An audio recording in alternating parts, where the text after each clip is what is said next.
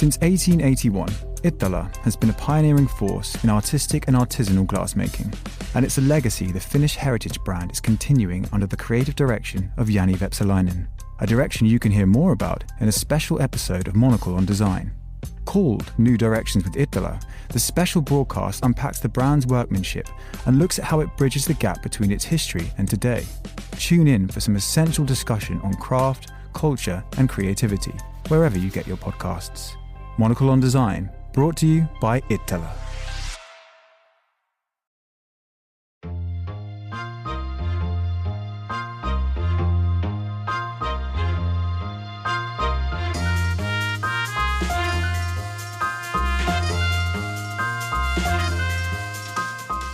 This is Monocle on Design, a show where we discuss everything from architecture and craft to furniture and fashion.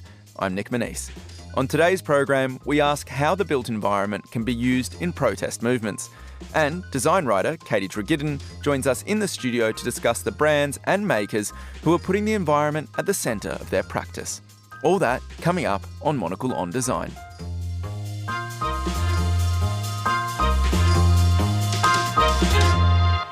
Now, from beacons to barricades, architecture has always had a connection to activism.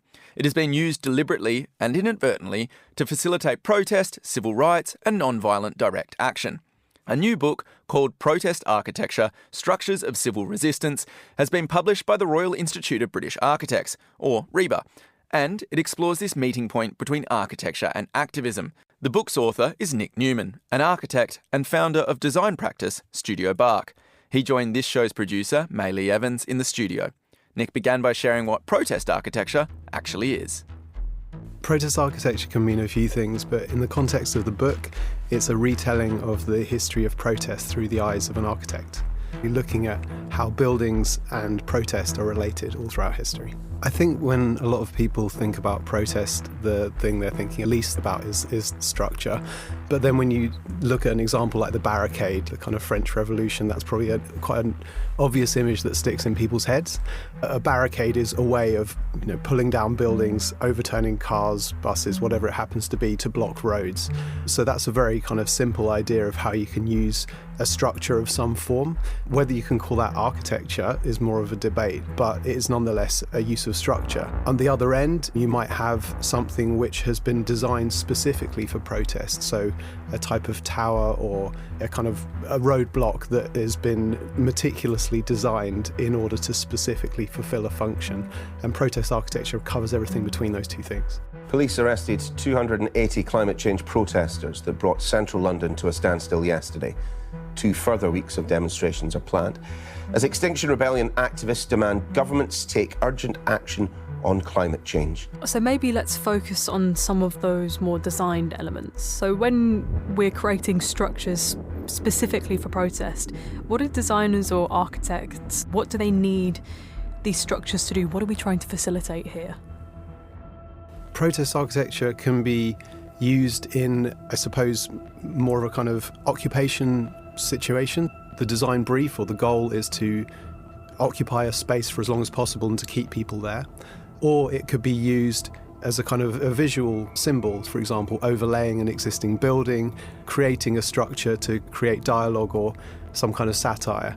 The one that a lot of people would think about when they see these structures is the ones that are intended to keep people there on a site. Typically, you would be trying to keep a protester up at height, and this is in countries where there is some form of health and safety legislation or human rights, where a police officer or other state official couldn't simply just pull someone down at height or push a tower over. They need to go about things in a kind of a calm and peaceful and safe manner, just as the protester might not open up with sort of violence or anything either. It's a kind of agreement between the protester and the police officer that everyone's going to act peacefully, and then it just becomes like a puzzle, if you like, for how to take the structure down.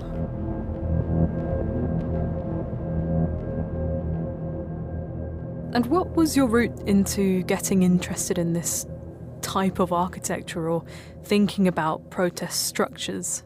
In my architectural training, there was kind of a lot of talk around sustainability, how we needed to improve things. We knew about the climate crisis, if you like, climate change or global warming, as it was told then, everything was kind of scaled back a little bit. We need to reduce our emissions by 10% or 20%, something like that. It seemed like a really easy challenge and something that perhaps we could solve with insulation or specifying a slightly greener type of material.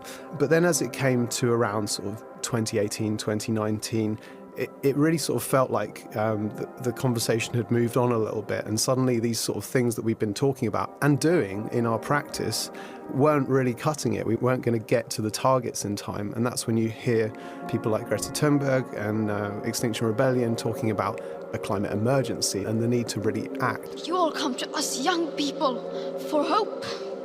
How dare you? You have stolen my dreams and my childhood with your empty words. Myself, some colleagues, and I think a number of other people in the industry kind of saw all this happening and realised that maybe architecture alone isn't going to solve things. We needed to think about things as citizens and get involved on a kind of global standpoint. So you've got specialist practitioners and architects getting involved. When you're thinking about designing these structures, are you going for high-spec or specialised materials, or are we looking at more off-the-shelf components that are readily available?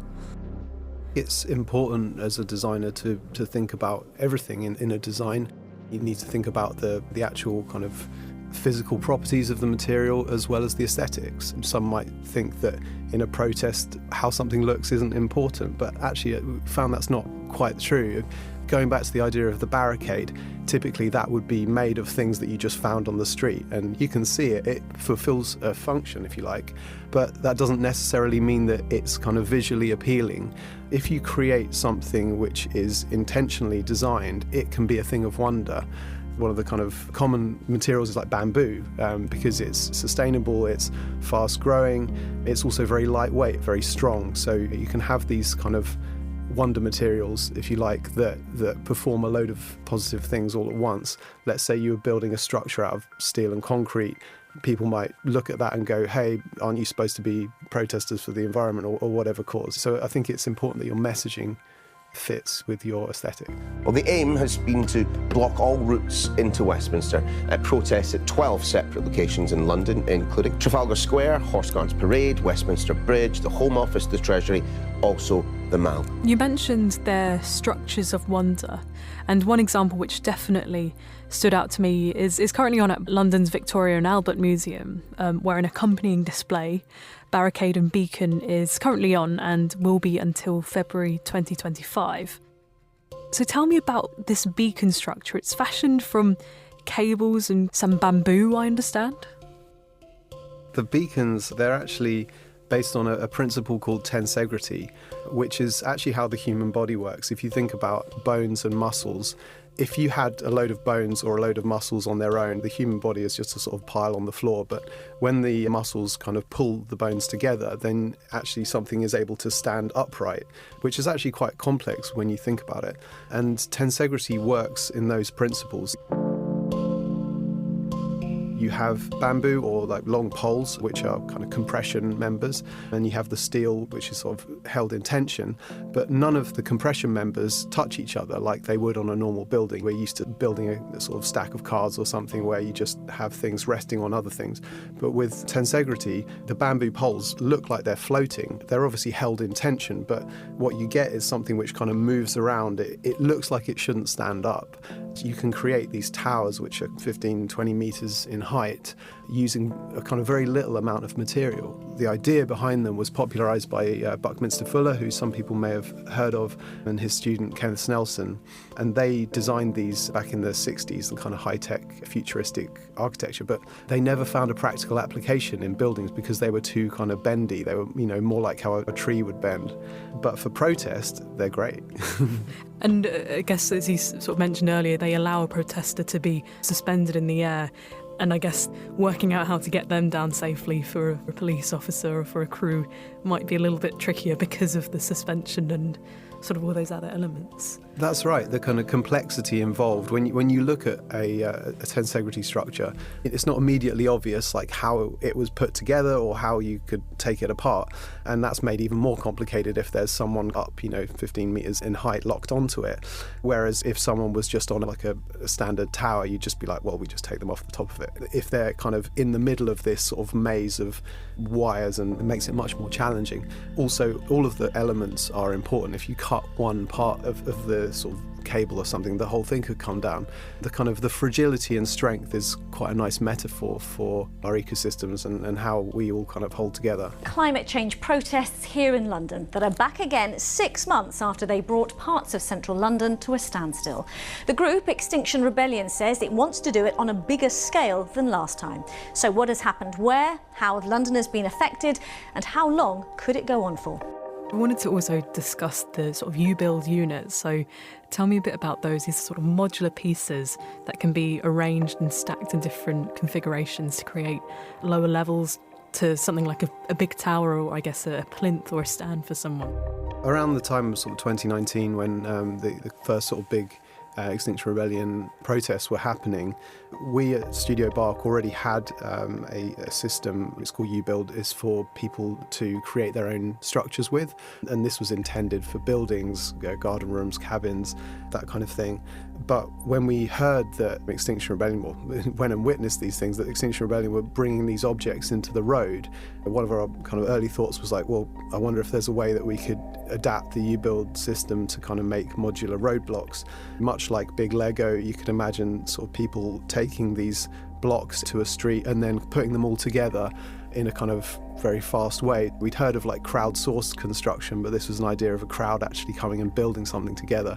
We gifted the designs to Extinction Rebellion, and a number of action designers there, in collaboration with a number of different architects, reworked these modules to make them suitable for protest, effectively make a sort of a giant Lego kit for a crowd to build roadblocks. The main kind of event these were used at was the October Rebellion in 2019. Around 600 boxes were smuggled into Trafalgar Square, and they were used to make the main stage. You had speakers, you had DJs playing there. There were individual kind of sort of roadblocks with them, huge towers. There was, I think the tallest one was about 6 meters, and a number of different other things. People were just using them for seating, for storage, and kind of lookout points as well.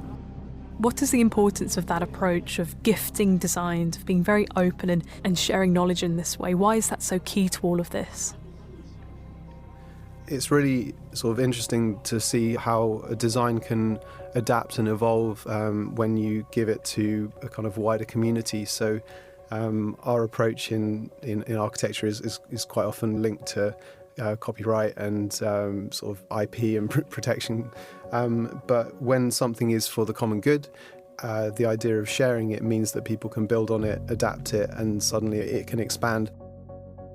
Protest and protest groups all around the world are all kind of working on similar problems. Something that you do might inspire the next generation of design somewhere else around the world. We felt that it was the right thing to do to gift these designs, and aside from anything else, it also created an element of separation from the companies, saying like, this is not kind of Studio Bark designing protest towers, it's the community doing it. So it just naturally lended itself to the situation, I suppose. Through writing this book, you've encountered a number of different ways that protest architecture can be adapted to the materials available or its context. What have you learned from compiling all of these examples and seeing the range of approaches taken? Following the kind of use of the boxes, and then also being involved with some of the actions using beacons, I was just really inspired by how powerful design could be in sort of transforming these protests from tussles on the street with police to these kind of really quite beautiful objects which were the focal point for people. There were songs which people started singing, like Power to the Tower and things like that. So it really uplifted the people who witnessed it. I just got inspired to see whether there might be other examples, and certainly there were all around the world. One of the things that I've learned is that Protest happens in waves, so there was a kind of a big period of the 2 or 3 years where structures were used quite a lot here in the UK. Then new legislation came in, a sort of Public Order Act. We've seen less of these now, and we've seen other groups like Just Stop Oil rising, who are just throwing paint at things instead. What we do see is that tactics are circular. We talk about tunnelling, for example. A lot of the tunnelling expertise came originally from people seeing the Viet Cong in the Vietnam War, and then they adapted that for the road builders. Another kind of 10, 20 years, then they were using it against the HS2 campaign. I think one of the things I learned is that you have to document these things, otherwise they're lost for future generations. One of the ideas was to inspire a new generation of designers by showing them what has been done in the past. It's not to say that building a bamboo or a wooden tower is always going to be the right approach, but the ideas behind them could certainly be the inspiration for future protests. One of the reasons for writing the book was also to connect with people. I've got to speak with loads of really, really interesting individual designers, groups like Greenpeace who've done like loads of actions like this all throughout their history, through to just sort of photojournalists. Part of this is about conversation, writing the book. That's a kind of like one element, but I'm hoping to continue the conversation, and I've got a website, protestarchitecture.com, where if other people either have been or are working on similar things, that it'd be nice to collaborate in the future and keep this going.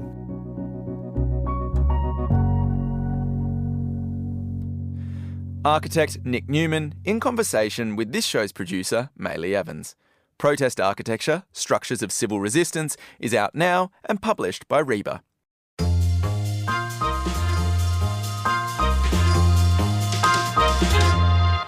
Welcome back to Monocle on Design. Next, we're focusing on the intersection between nature, craft and design. I'm going to be joined by Katie Treggiden, the founder and director of learning platform and community Making Design Circular. She's also a celebrated design writer and joined me in the studio to discuss some of the brands and craftspeople leading the way when it comes to designing consciously. A lot of my work is in craft design and environmentalism, and there is a big move in environmentalism towards listening to Indigenous voices.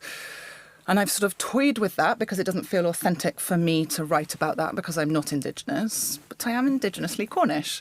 And so I've been sort of looking into some of the older wisdom in rural areas, particularly in the southwest, that we might be able to learn from and apply to what we're doing in craft and design when it comes to environmentalism, sustainability, all that sort of thing. So I guess kind of going back to basics feels like it's diminishing it, but I guess looking at how we used to practice craft and design in particular regions, very like sort of place-specific activities. Yeah, exactly. And I think there is so much knowledge, whether it's feminine or pagan or rural, that has been marginalised by kind of patriarchal, capitalistic, colonial progress, in inverted commas, that actually we need. You think about the problems that those things have caused, and going back to some of the wisdom that was lost when those things arised, I think is perhaps a way to unpick some of those problems. Well, and I think it's quite curious, similar to you, I've sort of, travel around, you go to various design fairs, and they're excellent in terms of your ability to quickly make connections with people that are doing very exciting work. I was lucky enough to go to the Sharjah Architecture Triennale last year, which was curated by this amazing architect called Tosi Oshinowo, and essentially, the thing that kind of came out in her work was that a lot of the moves we're making towards, I guess, sustainability and, designing buildings that don't need to rely on air conditioning 24/7, that aren't fully walled glassed boxes, is already actually taking place in the global south, where a lot of her practice happens. And that's happening out of necessity because there isn't an option there where you can chuck on an air conditioner for a full skyscraper. Instead, you've got to kind of create these tall buildings that play with the environment that we're in. And it's quite funny to observe, I guess, the global north start to pick up on these behaviours, these designs from the global south that have occurred out of necessity, but are now, I guess, they're necessary here as well, as we've come to this kind of realisation that, hey, we can't just keep relying on fossil fuels to keep our buildings cool. I think people forget that the linear economy is a modern invention. The circular economy was what was here before. Everything in nature is inherently circular. So we have a lot to learn, I think, by looking at natural systems, looking at rural communities. That's kind of part of the work that I'm exploring at the moment. So, I mean, let's look at some of the things you've, I guess, picked up as you've been travelling the globe. Sould in Denmark. Tell us a little bit about the work that they're doing. Yeah, so it's an amazing project. Some local craftspeople and farmers uncovered a 17th century thatching technique, which is unique to a single island in Denmark, where they use eelgrass that washes up on beaches. It's collected. They use it to thatch the roof of buildings. And over time, it becomes a more and more effective material. I spoke to one of the thatchers there who sort of got this generations old knowledge, and he was saying that if you immediately had a downpour when it had been thatched, the water's going to run straight through it, right? But over time, as it dries out, it knits together and becomes more and more watertight. So it's this kind of really intelligent material. Seaweeds and seagrasses, as we know, are incredibly good for the environment. They capture carbon at a rate that far outstrips forests. They actually protect coastlines from storms, so they're both mitigating and protecting us from climate change.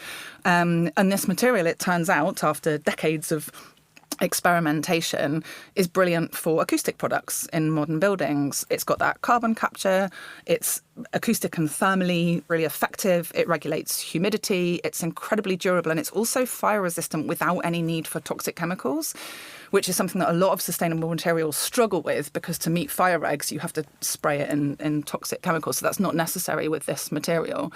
And it was just so interesting to see this sort of, again, ancient rural wisdom, right? That there's this incredibly intelligent material that you couldn't design if you tried, that people already know how to work with. And so they've then worked with designers to create really beautiful acoustic products.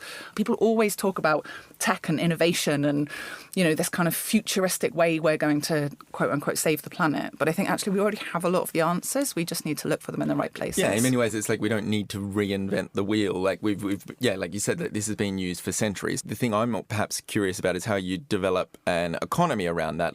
Are Sould or others looking at, you know, finding ways to produce this at scale? Because I feel like we almost reached a point where it was more about price and the efficiency of building, not actually the efficiency of materials. So is there a discussion that's being had around how you can use this material to meet the way that we currently build? Not to say that we don't need to change the way we're building, but to maybe bring us along a little bit.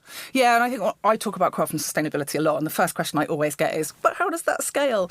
And I think my answer is often, we don't need it to scale. What we need is solutions that are replicable. So this is a brilliant thing for people in Denmark to use. But I think the lesson is not how do we now have eelgrass everywhere in the world and we're all making the same product. I think the lesson is how do we look at the materials that are locally available to us and look at our local indigenous wisdom. And we often think of indigenous as sort of other, but there is indigenous wisdom in every part of the world. And looking back to what's worked, to what nature's telling us, to what rural systems are telling us, and work out what the local equivalents are rather than necessarily scaling something. And, you know, this is an incredibly valuable material that if we can create a market for it, it's got these brilliant properties when it's growing around our coastlines. David Venables, who works for the American Hardwood Export Council, always says that we need to learn to take from nature in the proportions that nature provides. So rather than sort of saying, we need more oak, it's like, actually, what have the forests got? If we manage them in a way for biodiversity, what do we need to take out of the forests? And then what can we make from those materials?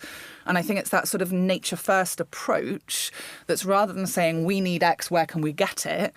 Saying, actually, what do the natural systems need and how can we use those materials? It's a bit of a flipped way of thinking that a lot of the industry is not quite there yet with.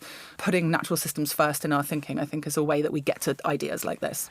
This is specifically talking about building, you know, thermal products for interiors, thatched roofs as well. Every architecture project is constantly on the search for authenticity and meaning and a sense of place. This seems so obvious hearing about Sould. It's that, hey, if you actually just look at what's happening here, we've already got something that gives you a brilliant sense of place. Yeah. I think that's what I find so beautiful about this. Jumping on, you've also flagged to me Nick James. Tell me a little bit about the work that this bloke's doing. So Nick is a Newcastle-based furniture designer. He's been designing absolutely beautiful wooden furniture for a very long time, very successful career. Full disclosure, he is a member of Making Design Circular, which is the membership platform that I run for sustainable designer makers. We're going to have to cut this now, unfortunately, but... But tell us, so he's been in your world, so he's been in my world for a while, so I know a lot about what he's doing. He's been on this sort of journey thinking about how he can really have a sense of purpose in what he does. And he's recently opened something called the Hut on the Green, which is a small space in a park in Newcastle that he wants to look into creative education for particularly youngsters, to show them that there is a route into the creative industries if you're from that part of the world. And he was walking through that park and noticed a tree had come down. And often, as we know, trees have to be taken down for safety reasons. They might be diseased. There's a risk they could fall and hurt somebody. But often they just get chipped. You know, that wood becomes waste. So he rushed over to the people taking the tree down and said, "Can I have it?" And they were like, sure. And so he's got this tree. He's processed it, timbered it, dried it, and he's going to be running workshops in the Hut on the Green with kids to make bat boxes from that tree. The bat boxes will then go up on other trees in the same park to provide habitats for bats, because every time we lose trees, we're losing habitats. And I just love the hyper-localness of this project. It's a tree that's come out of the park. Workshops are happening in the park. The bat boxes are going back into the park. And it means that the local kids are going to be learning about nature, about biodiversity, about carpentry, about different career opportunities. I think it's such a layered project, but just with that kind of hyper-local outlook, I think it's a really interesting thing for a furniture designer to be getting into. I do like that idea that, this was a habitat and it's now, the timber is now going to be used again to create habitat. So there's like all these little circularities to it that I think is really, really magnificent. Jumping on to Biocrafted and Sanavisa, this is another, I guess, project or initiative that you've flagged. Tell us about this one. So Sana's been working with hair, human hair. This makes me feel a little bit queasy for some reason. I don't know why, but maybe we need to have it reframed. Is that what she's doing? Yeah, I mean, it's fascinating. So she's realised that a huge amount of hair is wasted. Every time you go to the hairdressers or the barber shop and you get your hair cut, that goes into landfill. And she spotted this many years ago as a potential material. And so she spins that hair into yarn and then turns that yarn into rope. And please tell me she's like checking with the hair salons. Oh, God, yes. I just had this vision of this, of Sana, a lovely person I'm showing walking into a salon and just collecting hair. So this is being signed off on. People are consenting to having their hair turned into coral Yeah, reeds. And interestingly, she did a whole research project around that in itself. And what is the consent? What's the law? How does this work? But yeah, absolutely. And it turns out that human hair has incredibly strong tensile strength. So she's done projects in the past where she's made a net and a rope and hung a whole net full of boulders because it's so strong. Wow, I did not know that. It's an incredible product. So rope used to be made from sisal, which is an agave product, before it was made from plastic. And she's sort of proposing hair as a plastic replacement for rope. But she's been collaborating now with other designers. She's running a project at the moment called Hair Cycle in Stratford, where she's collecting hair from salons and barbershops in Newman, spinning it into yarn, turning that yarn into rope, and then collaborating with different designers to turn those ropes into different things. And Biocrafted have been working on a coral restoration project. So they take little bits of coral, attach them to ropes and try to kind of restore the coral reefs. The problem is that the sisal ropes don't last long enough in seawater. They start to biodegrade, and the plastic ropes, of course, are putting microplastics into the ocean. And it turns out that the hair ropes are actually a really good replacement. So it's just this kind of slightly weird, beautiful project that's looking at a really natural material, which is vastly abundant, and finding new uses for it that can sort of take some of the plastic out of the ocean. There's a theme and that is emerging through all of this. It's looking at what we've already got and working with what we've already got. What I'd also be curious about is how this discovery was initially made. Ropes are traditionally made with sisal, and then all of a sudden it's like, well, hair, actually, do you know, is Sana researching the properties of different materials and seeing what could and couldn't work? Her interest originally was in waste products. So there's a book called The Future We Choose by Tom Rivett-Carnett and Cristiano Figueres. And they propose 3 mindsets that we need to overcome the climate crisis. And one of them is endless abundance. So I think we get stuck in this scarcity mentality, this idea that we're running out of stuff, it's all a big disaster and we have to hoard our resources. And actually, everything that was ever in the earth is still on the earth, just most of it's in landfill rather than in mines now. And so I think it was that sort of mindset that Sana went into this with, is what do we have that's abundant? And came across this idea of hair. And it's fascinating the reactions people have to that. There's just this inherent sense that it's dirty and it's smelly. And, you know, actually, it's your scalp that gets dirty, your hair. Once it's clean, it stays clean, right? She's in the middle of a PhD and she's done loads of research around kind of those human reactions, as you mentioned, the ethics and the law around using hair and kind of all these different aspects to this project. I was having this fascinating conversation with somebody recently and they were saying that we are living our lives according to the imaginations of quite a narrow group of people several hundred years ago. So sort of puritanical Victorian imaginations created a lot of the stories that we live in now. And actually what we need to do is use our own imaginations to come up with new stories and new possibilities. And I think that's such an interesting way of looking at some of this stuff. And Sana was in a book I wrote a little while ago called Wasted. And it's fascinating that whenever I was talking to people about waste, the first reaction was, but isn't it dirty? And it's like, why? Just because something isn't required anymore, why is it automatically dirty? But there's this assumption that waste equals unhygienic, dirty, and often it's because it's all put in together and thrown away, whereas actually if we keep it separate and we use it, then it's just second life materials, right? It doesn't have to be...